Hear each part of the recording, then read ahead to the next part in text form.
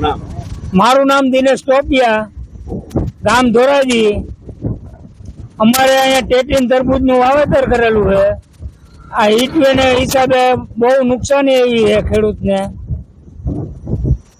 કેટલા વીઘાનું વાવેતર કરેલું? શું નુકસાન છે?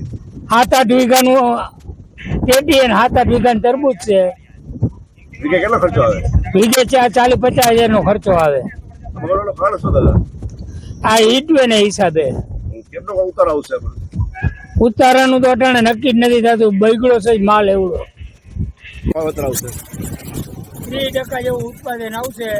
60%, 80% જેવું બગડવાનું કારણ શું? બગડે છે માલ. કારેલામાં તો હજી કઈ બહુ નુકસાન એટલી દેખાતી નથી. હવે આગળ હીટવે કેવું પડે એ પ્રમાણે નુકસાની આવશે.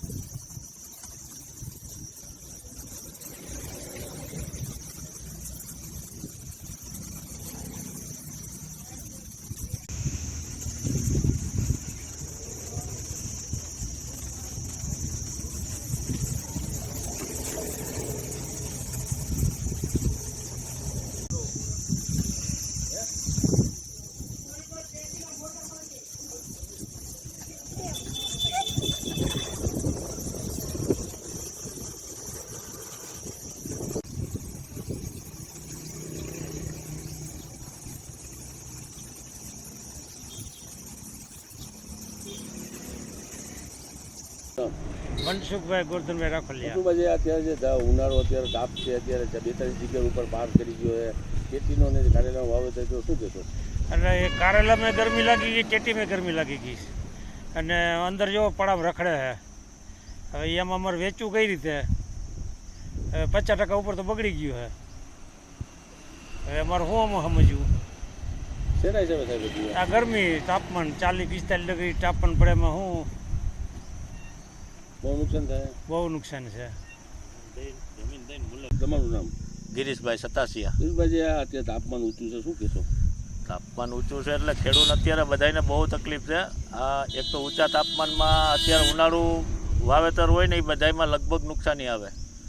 તલ છે, શાકભાજી છે, આ તરબૂચ ટેટી છે, બધા કરતાં રિક્સમાં શાકભાજી ને તરબૂચ ટેટી એમાં બધાથી વધુ નુકસાની હોય. કેટલો ખર્ચો કર્યો વીઘે?